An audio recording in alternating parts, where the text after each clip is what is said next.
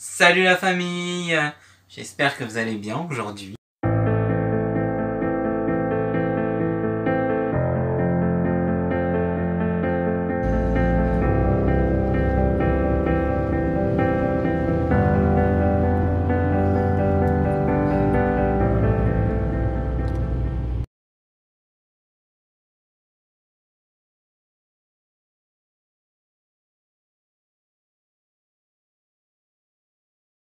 Allez la famille, on se retrouve devant le tribunal. Donc c'est parti.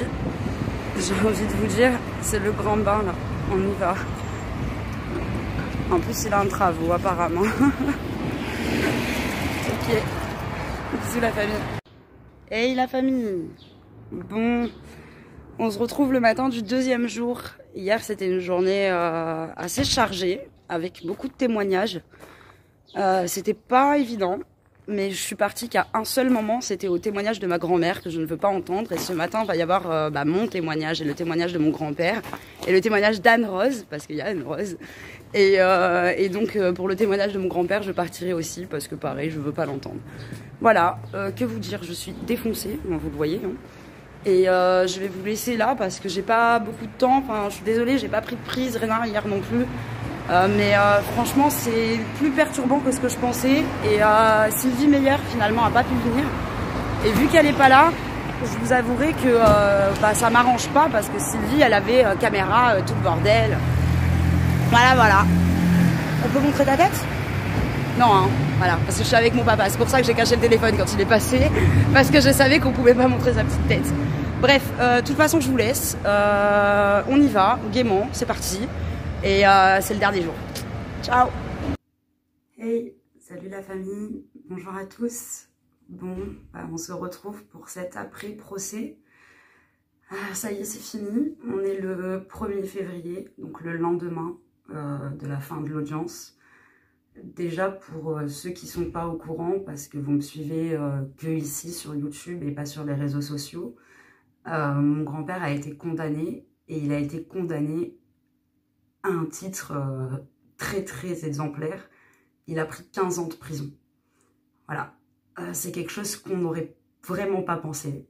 Moi, je savais qu'il serait condamné, je savais qu'il serait jugé coupable. En tout cas, j'avais assez foi en la justice pour l'espérer. Par contre, je pensais clairement pas qu'il allait prendre de prison, ou je pensais qu'il allait prendre une peine courte, ce qui lui permettrait d'aménager sa peine. Non, il a pris 15 ans ferme. Il est aujourd'hui entre les barreaux. Il est à la prison du Pontet, il me semble. Voilà. J'ai été donc reconnue victime, et plus que ça, parce que le parquet qui se veut en principe dans une affaire, en fait, l'avocat général, qui est un avocat qui est là pour soutenir l'accusation, mais qui n'est pas censé prendre parti. Là, le parquet, sur cette affaire, a carrément dit qu'il se désolidarisait totalement de la défense, donc il prenait parti pour moi. Ils m'ont clairement défendu bec et ongle.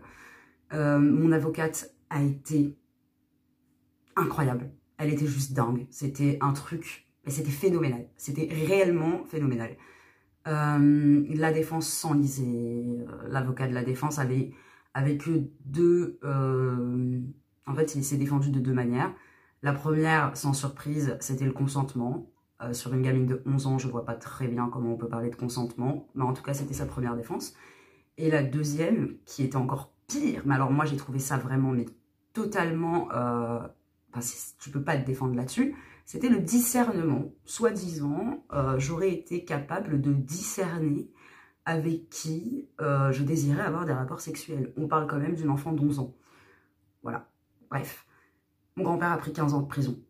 Et ce qui est incroyable, c'est que la peine donc de 15 ans, c'est quelque chose de... c'est jamais vu. Ces derniers temps, là, malheureusement, les victimes ne sont jamais entendues et les peines de prison prononcées sont ridicules. Là, il a pris 15 ans, c'est quelque chose d'énorme. À 74 ans, c'est un truc énorme qui lui est foutu 15 ans dans les dents. Vraiment.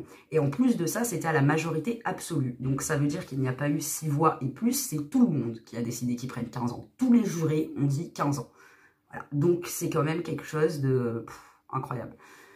Moi, je vais pas vous mentir, ça allait bien. Ces 2 jours, enfin ça allait bien. C'était dur, c'était le procès, c'était le tribunal, mais ça allait bien. Ce matin, je me suis réveillée. et je me suis effondrée. Je dormais à l'hôtel avec mon père.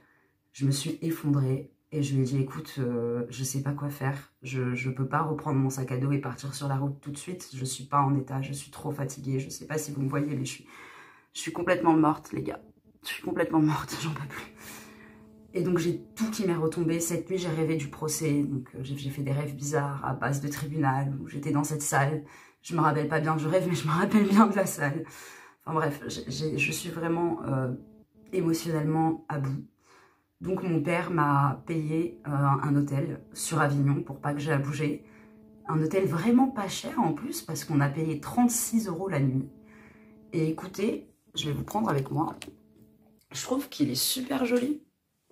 Regardez. Des petites luminosités. Le lit qui a l'air super confort. Derrière moi, une petite fenêtre, mon sac à dos qui ne me quitte jamais. Et puis la salle de bain sur le côté, là, derrière le bureau.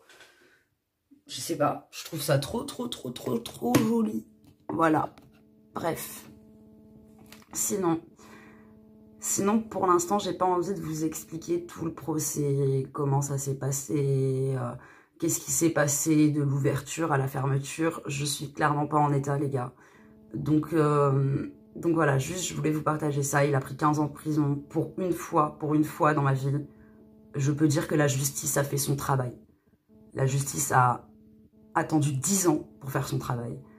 Ils m'ont laissé dans des situations affreuses, surtout l'aide sociale à l'enfance. J'en veux énormément à l'aide sociale à l'enfance parce que c'est eux qui ont fait des enquêtes sociales. C'est eux qui ont estimé que mon grand-père était quelqu'un de digne. C'était pas à moi de parler à cette époque-là. C'était pas à moi de dénoncer mon grand-père. C'était à eux de se rendre compte que mon grand-père me faisait vivre l'horreur. Donc j'en veux à l'ASE, j'en veux à l'État. Mais là, sur ce procès, la justice a été rendue. Il a pris 15 ans de prison. Et aujourd'hui, il est en prison.